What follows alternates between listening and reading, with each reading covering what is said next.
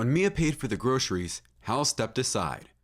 When Mia began to put groceries in the bags, he went outside. Mia came out of the store and walked over to Hal, who was smoking.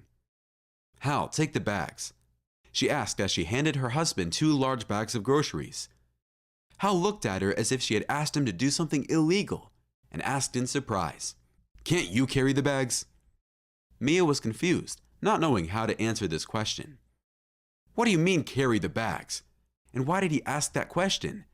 Usually, men always help out with something like this. And it doesn't seem right for a woman to walk with heavy bags while a man walks lightly beside her. "Hal, they are heavy," Mia answered. "So what?" Hal continued to resist. He could see that Mia was getting angry, but he was not going to obey a woman. He walked forward quickly, knowing that she wouldn't keep up with him. "What do you mean take the bags? Am I a servant or what? I am a man. It's up to me whether to carry the bags or not. I will let her carry the bags. It won't kill her." Hal thought. He was in the mood today to train his wife like a dog. "Hal, where are you going? Take the bags, please," Mia shouted after him, almost crying. The bags were really heavy. Hal knew this, for he had put the groceries in the cart himself. It was a short walk home, about 5 minutes. But when you walk with heavy bags, it seemed like a long walk. Mia walked home and almost cried. She hoped Hal was joking, and that he would turn around and take the bags. But no, she saw him moving farther and farther away from her. She wanted to throw the bags away, but she continued to carry them like in a fog. When she reached the entrance, she sat down on the bench, unable to go any further. She wanted to cry from resentment and exhaustion, but she held back her tears. It was shameful to cry in the street. But she could not accept the situation either. He didn't just hurt her. He humiliated her with that attitude. Before the wedding, he had been so caring. She wouldn't be so hurt if he didn't realize what he was doing. But he did. He acted deliberately. "Hello, Mia." Her neighbor's voice brought her to her senses. "Hello, Mrs. Cummings," Mia answered her. Dorothy Cummings lived downstairs and had been friends with Mia's grandmother while she was alive. Mia had known her since she was a child and had always treated her like another grandmother. And after her grandmother passed away, when Mia inherited the apartment and faced her first domestic difficulties, Dorothy always helped her. There was no one else. Mia's mother lived in another city with her new husband and other children, and she didn't remember her father. So the only close person she had ever had was her grandmother, and now Mrs. Cummings. Mia didn't hesitate to give all those groceries to Dorothy. It was not for nothing that she carried those heavy bags after all. Mrs. Cummings' pension was small, and Mia often treated her to delicacies.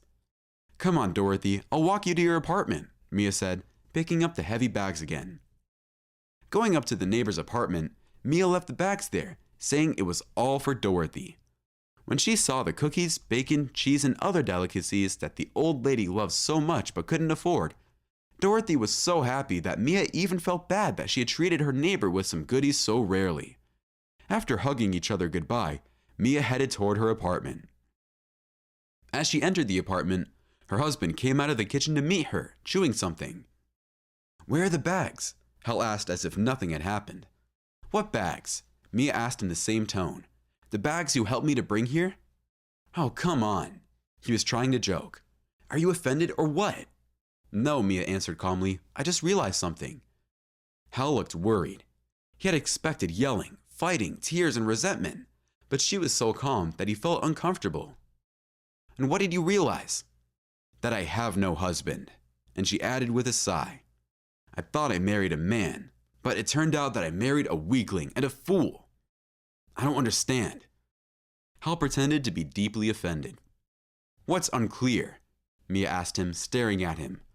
"I want my husband to be a real man, and you probably want your wife to be a real man too." And then she thought about it and added, "Then you need a husband too." Hal's face turned red with anger and he clenched his fists. But Mia didn't notice. She was already in the bedroom packing up his belongings. Hal resisted to the end. He didn't want to leave. He didn't understand how a family could be ruined over such nonsense. But everything was fine. Well, she carried the bags herself. What's wrong with that? Hal was indignant as she tossed his stuff carelessly into the bag. "I hope you can carry your own bag." Mia said stiffly, not even listening to him. Mia realized that this was only the first bell, and if she accepted the situation now, he would train her even harder each time like an animal. That's why she stopped any further attempts by kicking him out of her apartment.